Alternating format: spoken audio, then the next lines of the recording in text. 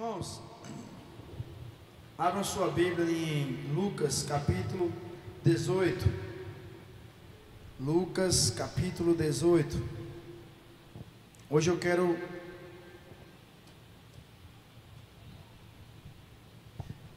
dar um título a essa pregação. Olhe para alguém que está do seu lado e diga assim: ei, persista e não desista. Amém? Persista e não desista. Glória a Deus. Amém, irmãos? Glória a Deus.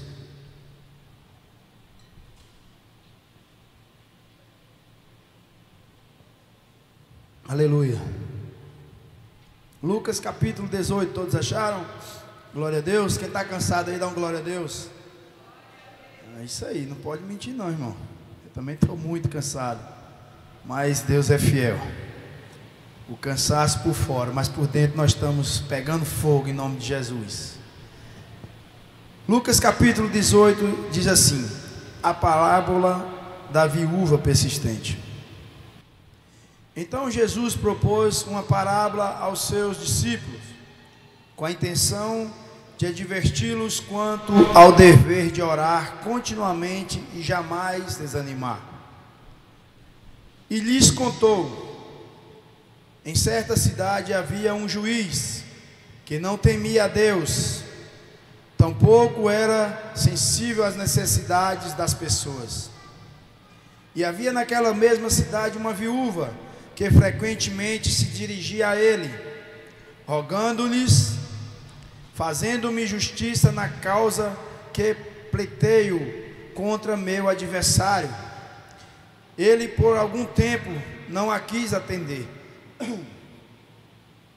Todavia, mais tarde considerou consigo mesmo: é bem verdade que eu não temo a Deus, nem respeito a pessoa alguma. Contudo, como esta viúva me importuna, farei justiça a ela, para não acontecer que, por fim, venha a me aborrecer ainda mais. Então concluiu o Senhor: atentai à resposta do juiz da injustiça. Porventura Deus não fará plena justiça aos seus escolhidos, que a Ele clamam de dia e de noite, ainda que lhes pareça demorado em atendê-los? Eu vos asseguro, Ele vos fará sua justiça, e depressa. No entanto, quando o Filho do Homem vier, encontrará fé em alguma parte da terra? Irmãos, aqui o Senhor Jesus, Ele nos alerta sobre algo poderoso, algo que é a arma principal na vida de um servo, de uma serva de Deus, que teme a Ele, que se chama oração. Oração. A oração é algo sobrenatural. A oração é o nosso alimento. A oração é a nossa arma fundamental para vencermos várias batalhas. A oração, ela é algo que a gente tem nas mãos e muitas vezes não usamos conforme é para fazer. Aqui, quando o Senhor Jesus, ele alerta aos seus discípulos, ele fala assim: para orar em todos os momentos, em todas as horas. É igual você se alimentar.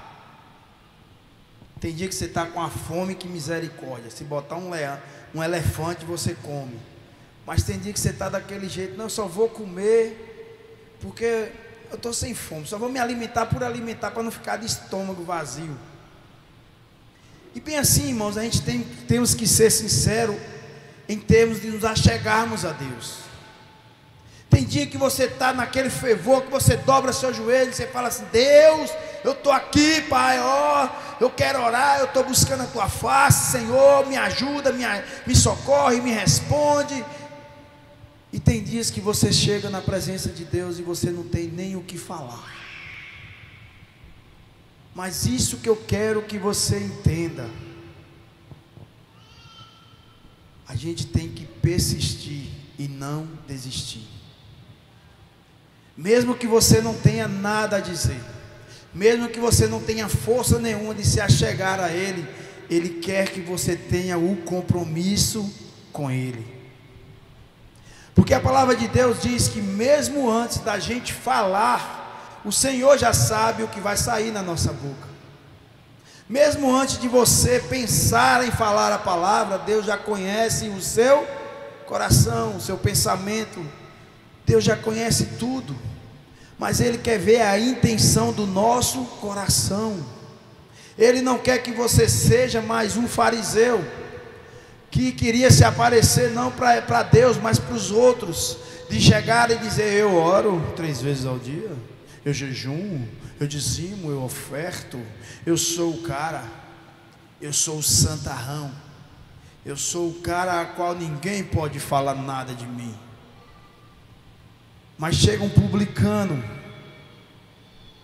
que quando ele chegou na entrada do templo, ele dobra os seus joelhos, ele não tem coragem de olhar nem no altar do Senhor, e ele fala assim: Senhor, eu não sou digno nem de levantar a minha cabeça diante de Ti, mas o Senhor sonda e conhece o meu coração.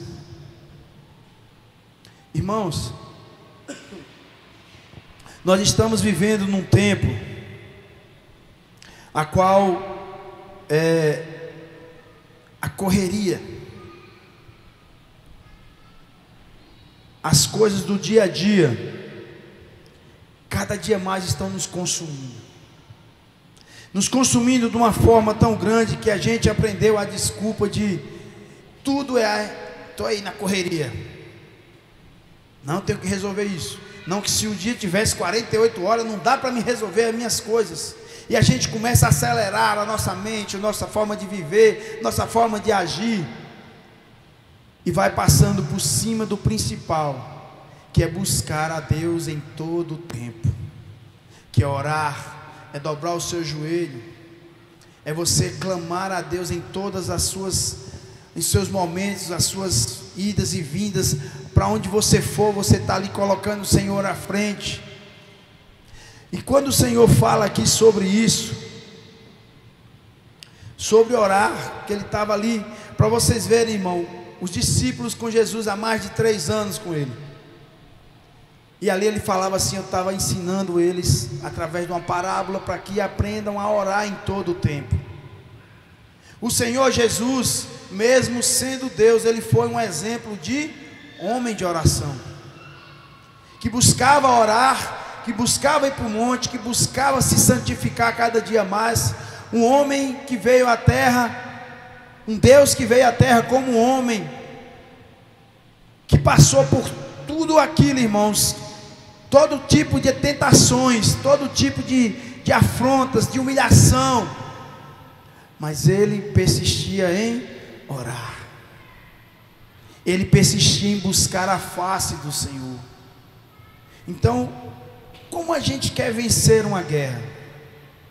Como você quer vencer a tentação? Como você quer vencer o pecado?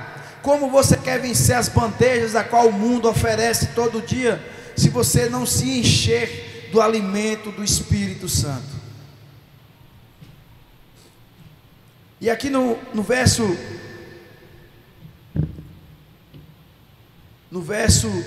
5, diz assim: contudo, como esta viúva me importuna, farei justiça a ela, para não acontecer que, por fim, venha a me aborrecer ainda mais. Irmãos, aqui quando o juiz fala sobre isso, pelo que eles falam, nós estamos vivendo hoje os dias disso aí, onde você para analisar e ver coisas que você nunca pensou que ia acontecer, que ia ver, falar, e hoje está aí tudo explícito.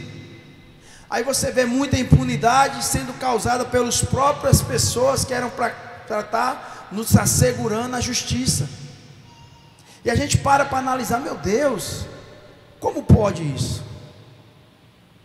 Quer dizer que a justiça é para alguns, não para todos? Quer dizer que a justiça só serve para aquele que eu não gostar da cara dele, eu vou meter a justiça nele. Ele não tem para onde vir comigo, que eu vou julgar ele, vou jogar para cima, condenar, fazer por onde ele se ferrar. Mas se for meu amigo, se for alguém que eu tenho um vínculo, se for alguém que me beneficia de alguma forma, então eu tenho que aliviar o lado dele também, porque eu devo favor a ele. Que justiça é essa? Aqui essa viúva, ela tinha tudo para desistir. O juiz fez de tudo para ela desistir. Mostrou para ela que não ia atender ela, menosprezou ela, dizia para ela que não estava lá, mas ela persistia porque ela estava buscando algo que ela sabia que era direito dela. Ela sabia que ela tinha aquele direito, por isso que ela todo dia batia naquela porta, incomodava ele. Deus me abençoa, Pai, porque eu quero isso para a minha vida. Não aconteceu amanhã. Ah, Deus, já não dá certo. Cadê o Senhor, Deus? Por que não já aconteceu? Por que minha vitória não chegou? Porque você simplesmente desistiu em persistir. Porque você simplesmente acha que Deus é o seu empregado. Porque nós às vezes paramos e colocamos ordens para Deus e não pedidos. E eu quero trazer aqui hoje, irmãos, algo que Deus tocou em meu coração, que o que vai afastar você da sua bênção, o que vai afastar você de receber aquilo que Deus tem para você, sabe o que é a única coisa que pode fazer isso com você? Se chama orgulho. Orgulho de não aceitar algo de Deus, de não se humilhar perante a presença de Deus, de não fazer por onde as coisas acontecerem conforme a vontade de Deus, mas sim a sua vontade. Irmãos, abram sua Bíblia no livro de 2 Reis, lá mais para frente. 2 Reis, capítulo 5, verso 10.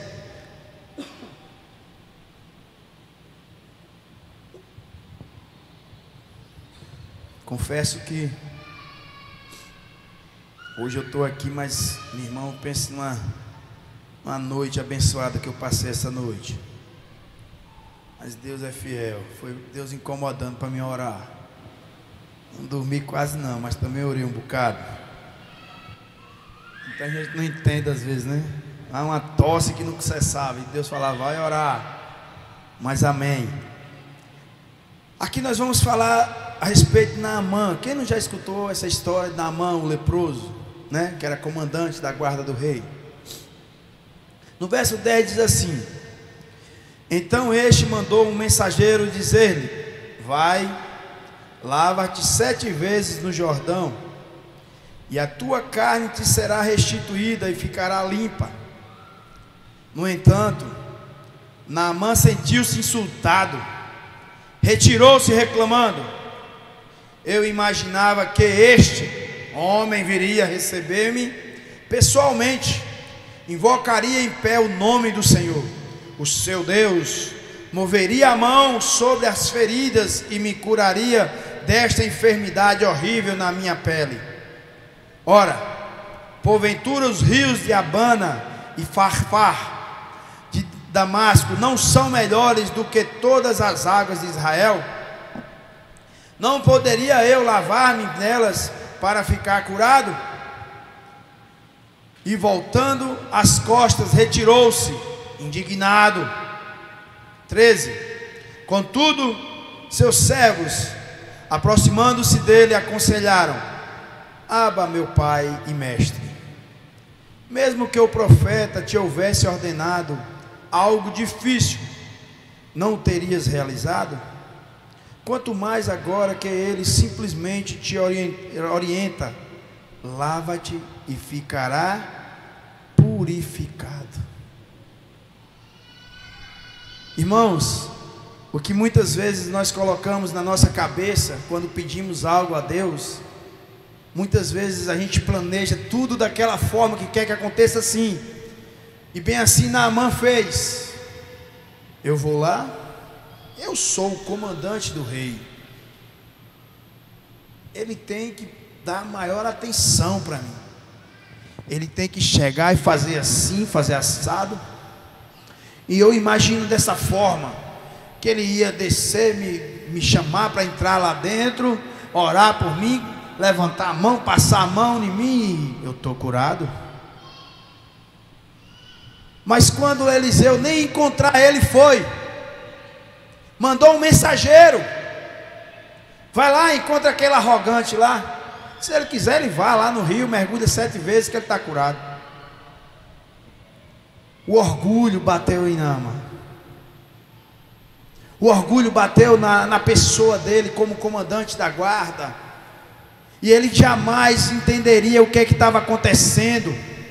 Mas para você ver que quando a vontade de Deus é para ser na vida daquela pessoa, mesmo na arrogância dele, Deus usou alguém para abençoar ele.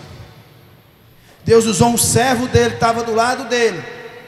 Falou assim: ei, mestre, capitão, general, se fosse para mandar fazer algo difícil, mandasse o senhor ir conquistar um país, fazer qualquer coisa grande assim, o senhor não faria? E quanto mais isso, uma coisa tão simples. E bem assim nós somos diante de Deus. Nós queremos que Deus me responde, manda algo do céu aí, uma coisa sobrenatural. E muitas vezes Deus só está falando assim: entra na porta do teu quarto e ora. Mergulha ali 7 vezes na minha presença dentro do teu quarto e será sarado, será curado, será transformado. Ei, eu não vou contar isso para o meu discipulador não, porque é coisa tão insignificante. Eu venço sozinho. Eu venço as minhas batalhas porque eu sou espiritual. Irmãos, Deus ele tem tanto assim, como é que eu posso dizer, disciplina a respeito de autoridade sobre as nossas vidas, que você vê que Deus, ele sempre colocou alguém acima dos outros para mandar, para conduzir, para reinar, para fazer a vontade dele. Aqui era usado um profeta, ficava lá na sua casinha, Eliseu, a qual o Naamã pensou assim: não, deve ser aquele cara top da galáxia que vai chegar e subir no púlpito e fazer aquele show gospel, e vai cair fogo do céu, e vai o repepé e tal. Aí Deus às vezes só quer usar aquele simplesinho, que às vezes traz a mesma palavra parecida. Mas quem vai dizer aonde está a sua bênção é você. Porque Eliseu só falou para ele algo simples, Eliseu só deu a receita, mas se ele não fizesse, ele não ia receber a sua bênção. A arrogância de Naamã quase tirou aquilo que ele tanto buscava na sua vida. Só que ao mesmo tempo ele deu ouvidos ao seu servo,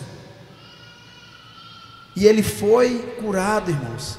A palavra de Deus diz que ele não foi curado no primeiro mergulho, ele não foi curado no segundo, mas no 7º, a qual como o profeta havia falado. E o que está acontecendo hoje em cima dessa terra, Deus tem usado homens e mulheres de Deus profetizando. E você tem acreditado em quê, irmãos? Você tem colocado a sua confiança em quê? Ou em quê? É isso que nós temos que aprender a viver, irmãos. Eu sei que tem dias que a gente acorda, parece que a gente está a pessoa mais top da galáxia. Pode vir o que vier, que eu enfrento, eu derrubo, eu luto, eu brigo, eu oro, eu agradeço, hoje eu estou super-homem. E tem dia que a gente levanta que não dá vontade nem de levantar. de ficar dentro do quarto, se possível, debaixo da cama ainda. Mas Deus, Ele fala assim, que Ele quer nas nossas vidas é persistência, constância. Não podemos viver uma vida que hoje eu estou orando porque Deus me abençoou, amanhã eu já não estou orando porque eu não estou sendo abençoado. Não, isso tem que virar um alimento para a nossa vida. Mesmo que você dobre só seu joelho para chorar, Deus conhece e sabe o que você está precisando. Amém, irmãos? Eu quero falar aqui. Uma vez eu escutei essa história, eu achei muito interessante. Tinha uma mulher que ela era muito de oração, mas ela passava por muitas privações, muitas necessidades. E ela tinha um vizinho do lado que não acreditava em Deus, que inclusive zombava dela, fazia coisas horríveis, falava coisas horríveis, e ela sempre continuava dizendo que orava pela vida dele, pela família dele, que ela amava ele, e ele ficava tirando sarro da cara dela. Quando foi um dia, ele inventou de fazer uma pegadinha com ela. Ele mandou fazer uma cesta básica surtida de tudo, cesta básica top, e ela precisando, ela orando, precisando do alimento. E ali ele mandou entregar aquela cesta básica e falou assim: ó, diga para ela que foi Satanás que mandou para ela. Aí o entregador foi, chegou lá, falou assim, bateu na porta. Aí ela abriu. Aí o rapaz: tem uma encomenda para entregar para a senhora aqui, uma cesta básica, mas quem mandou lhe entregar foi Satanás. Aí ela: não tem nada não, meu filho, que quando Deus quer abençoar, Ele usa até Satanás para abençoar o servo dele. Então não importa o que Deus vai fazer, não importa como Deus vai fazer, mas Ele vai fazer. Ele vai fazer porque Ele é fiel com a sua palavra, Ele vela pela sua palavra. Onde estamos botando a nossa confiança? Onde estamos dobrando o nosso joelho para clamar a Ele? A nossa luta, a Bíblia fala que não é contra carne nem sangue, mas contra toda a potestade que se levanta, mas se levanta para cair, irmão, no nome de Jesus. Então quando Jesus ele estava ali orando, ensinando aquela parábola para aqueles homens de persistir. Persistir, irmãos, não é você simplesmente achar que tudo vai ser as mil maravilhas. É igual casamento. Eu lembro que uma vez, já namorando com a minha esposa, aí meu pai falava assim: quem nunca viu quer ver. Aí você está doido para casar. Mas casamento não só é flores, não só é noites maravilhosas. Tem dias de problema, tem dias de uns fiozinhos desencapados, encostar um no outro, dar um choque. Tem dia de nego dormir de bunda. Mas quando você coloca o Senhor Jesus à frente, quando você coloca Ele no centro, você começa a enxergar diferente. Você começa a enxergar que o seu casamento não pode ser resumido em um problema. O seu casamento, o seu relacionamento com a sua esposa, com seus filhos, seja com quem for, não pode ser resumido em nenhum problema. Porque o problema vai sempre existir. Você resolve um hoje, amanhã aparece outro. Então a gente temos que aprender a resolver problema e não pessoas, e não relacionamentos. Porque muitas vezes, irmão, Satanás ele nos cega de que forma? Você, Nalvinha é minha amigona, me ajuda, me emprestou o carro até para ir para Brasília esses dias aí, ó. Aí amanhã Nalvinha me fez uma raiva, pronto, eu só vou viver essa raiva, viu, Nalvinha? Você não vale nada, Nalvinha. Você fez isso, Nalvinha. Você é isso, você é aquilo. E eu esqueço de tudo aquilo que a pessoa já significou para mim atrás. Então a gente tem que, estou com um problema com você, vamos resolver aqui o problema. Não gostei disso, não gostei daquilo, tu quer saber o que é que foi isso, o que é que foi aquilo, como é que foi isso, como é que foi aquilo, e resolvemos o problema, e não a amizade, não a consideração uns com os outros. E muitos casamentos, muitos relacionamentos estão se acabando por isso, porque a pessoa vive 5, 10, 15, 20 anos com aquela pessoa, e o dia que se levanta algo, bora separar, dá mais certo, e você esquece de tudo, irmãos. Isso é uma arma satânica nas nossas vidas. Você esquece de quanto aquela pessoa já ajudou naquele leito de enfermidade. Você esquece de quantas coisas maravilhosas você já passou ao lado daquela pessoa, e só quer viver aquele probleminha que está insignificante quando você para olhar depois. Onde está o amor? Onde está a consideração? Onde está tudo aquilo que você já viveu com aquela pessoa? É nenhum problema? Quem escolheu nascer na sua família? Levanta a mão, quem escolheu nascer na sua família? Ninguém escolheu, mas você tem a sua família. Pessoas imperfeitas, pessoas que diferentes, mas você é sua família. Você vai parar de ser seu pai, sua mãe, a pessoa só porque ele fez uma raiva? Jamais vai parar de ser. Então é isso que nós temos que aprender a trabalhar na nossa mente, a trabalhar no nosso dia a dia. Decepções, problemas vai vir na vida de qualquer pessoa, mas a gente tem que aprender a resolver aquilo ali.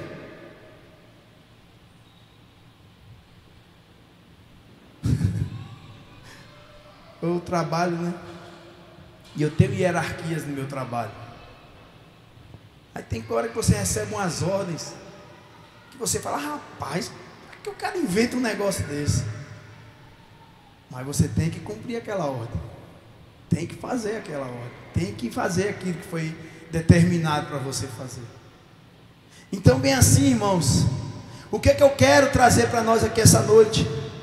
Que por mais que você não consiga, por mais que você esteja fraco, a Bíblia fala que quando estou fraco é que estou forte. Persista, não desista.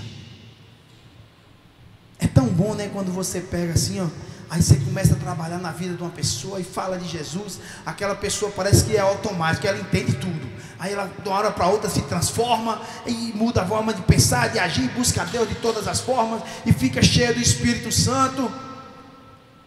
Mas quando você pega aquele, você insiste em ajudar, o cara começa a andar na linha, ou ela começa a andar na linha, precisa não cair, tem que ajudar a levantar de novo, está cheio de carrapicho, tem que ajudar a tirar de novo, e você fala a mesma coisa 300 vezes, a pessoa erra as 300 vezes novamente, e fica aquele puxa e encolhe.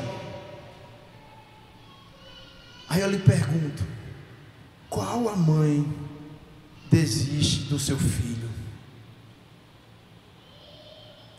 E bem assim é Deus com a gente, irmão. Deus nunca vai desistir de você. Vocês não entenderam? Deus, Ele nunca vai desistir de você.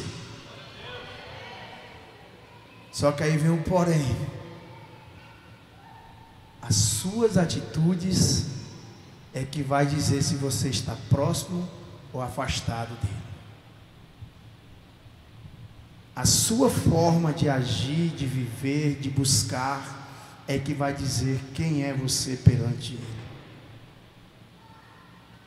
Irmãos, eu falo isso aqui sempre, eu bato nessa mesma tecla.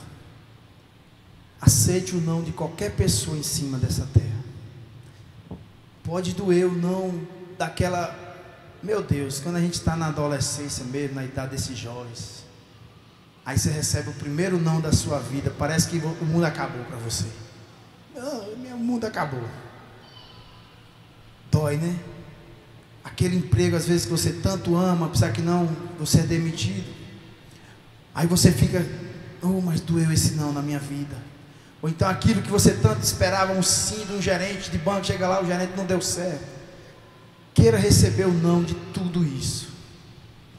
Dói, mas vai passar.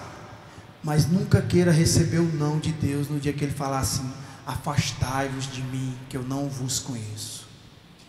Esse vai ser o pior não da nossa vida.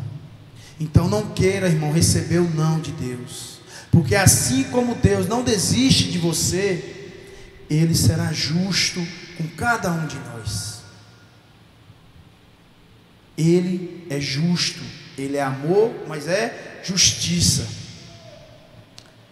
Hoje é noite de Santa Ceia, já estou finalizando, viu, irmãos? Em nome de Jesus. Eu quero trazer aqui também 7 exemplos de pessoas perseverantes na Bíblia. O número 1, Josué. Josué nasceu como escravo no Egito, junto com o resto dos israelitas. Ele somente viu a libertação do seu povo, debaixo da liderança de Moisés, quando tinha 40 anos. Depois disso, Josué ainda teve que esperar outros 40 anos até entrar na terra prometida, por causa do pecado dos outros israelitas. Mas durante todo o tempo esteve no Egito e depois no deserto, Josué não desistiu de seguir a Deus. Temos outro exemplo, Ana.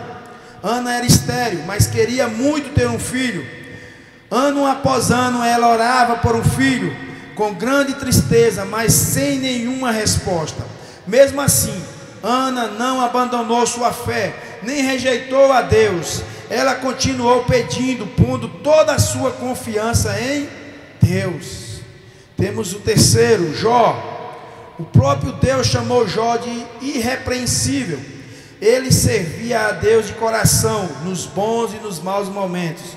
Jó foi muito abençoado por sua fidelidade e tinha tudo de bom: riquezas, família e saúde. Mas um dia ele perdeu tudo. Seus filhos morreram, seus bens foram roubados e Jó ficou muito doente. Mesmo assim, Jó perseverou no sofrimento. Quarto, Jeremias. Poucos profetas sofreram tanto como Jeremias. Por pregar fielmente a mensagem de Deus, ele foi considerado um traidor, desprezado, espancado, preso, tudo pelo seu próprio povo. E por fim, ele viu a destruição que tinha profetizado quando Nabucodonosor destruiu Jerusalém. Mas em meio a tudo isso, Jeremias não parou de obedecer a Deus. Quinto, Neemias. Neemias aceitou um grande desafio: reconstruir os muros de Jerusalém. A cidade tinha sido destruída anos antes por Nabucodonosor. Sua terra agora estava subjugada a um império. Seu povo estava desanimado e sem dinheiro, e seus inimigos não queriam ver a construção acontecer. Mas Deus tinha colocado esse propósito no coração de Neemias e ele não desistiu. Amém, né, irmãos? Paulo, o sexto. Paulo teve muito sucesso enquanto missionário, mas também passou por muito sofrimento. Em todo lugar onde pregava, Paulo fazia inimigos.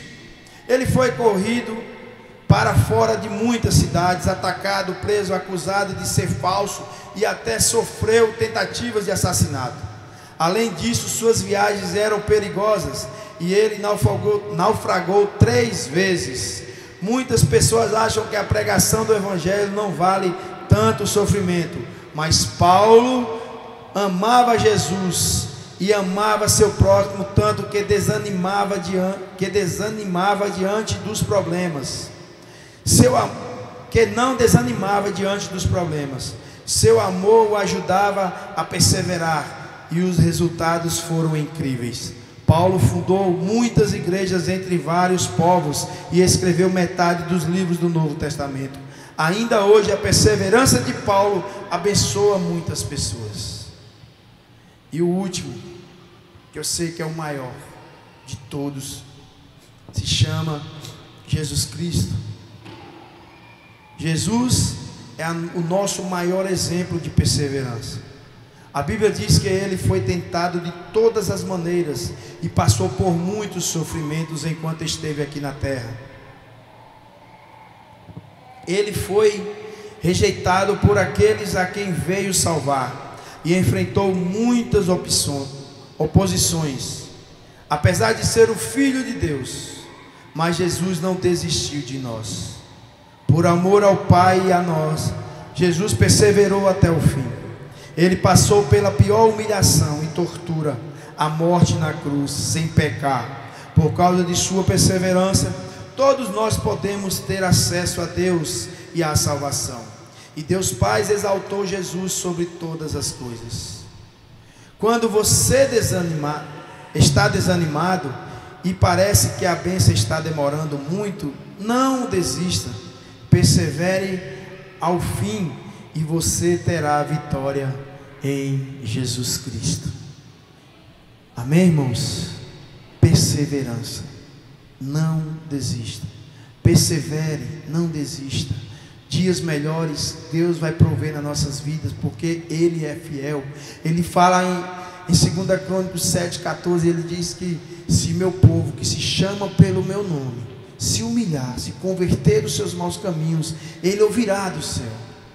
Irmãos, o que nós estamos vivendo hoje em cima dessa terra, principalmente no nosso país, não é só simplesmente algo dos homens, não, é algo espiritual, a qual Deus tem levantado o seu povo a orar, a se converter dos seus maus caminhos, e Ele vai ouvir, a dobrar os seus joelhos por tudo isso que está acontecendo, parar de tanto comodismo, de tantas coisas que a gente vivia há muito tempo.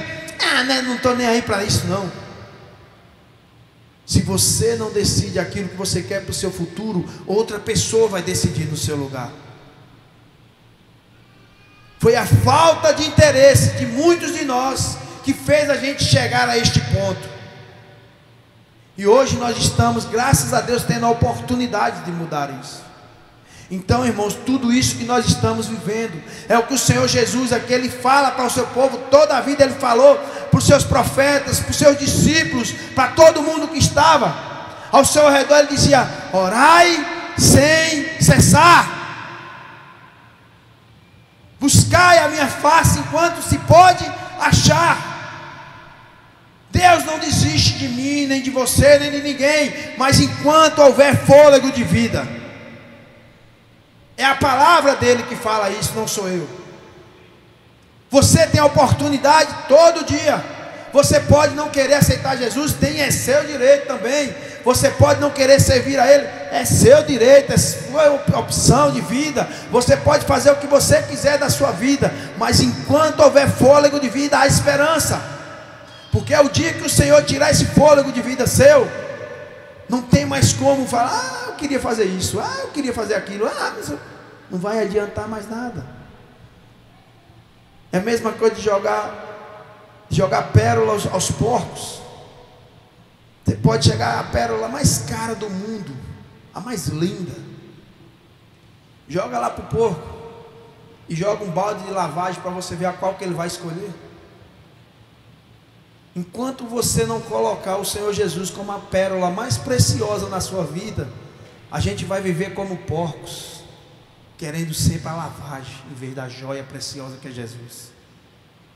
Enquanto a gente não colocar isso no nosso coração e discernir isso no nosso coração, a gente sempre vai preferir pecar, errar, fazer coisas erradas, do que lutar, perseverar, mesmo passando por dificuldades, como esses homens passaram, como essas mulheres passaram, como homens e mulheres de Deus até hoje passam. A gente ainda está vivendo num país livre, mas já tem país aí, irmão, que você não pode andar nem com isso aqui no meio da rua mais, E a gente fica brincando com as coisas. O ser humano hoje em dia está parecendo porcos, só pensando pelo estômago, e não raciocina, não pesquisa, não busca saber as coisas que está acontecendo, não só no Brasil, mas no mundo todo. Quantas pessoas fugindo de seus países por causa de perseguição, de fome, de tragédias. Você vê tantos depoimentos de pessoas que estão aqui. Quem já viu tanta pessoa num semáforo, gente, fazendo aqueles malabarismos, quando você vai ver Venezuela, Colômbia, Chile. As pessoas saíram caminhando sem rumo para vir migrar e sobreviver pedindo pão no semáforo. E a gente acha, não, mas isso não pode acontecer no Brasil, porque o Brasil é muito rico, é muito grande. É verdade. A Argentina também era, a Venezuela era a quarta potência do mundo em petróleo. E decisões mal feitas, decisões de pessoas que não buscaram olhar para o futuro, mas sim para a sua própria barriga, para seus próprios interesses. Hoje eles estão, infelizmente, colhendo aquilo que não queriam. Irmãos, nós estamos falando de países que são vizinhos nossos. Então nós temos que aprender a pensar, a raciocinar, porque a minha decisão será o futuro dos meus filhos, dos meus netos.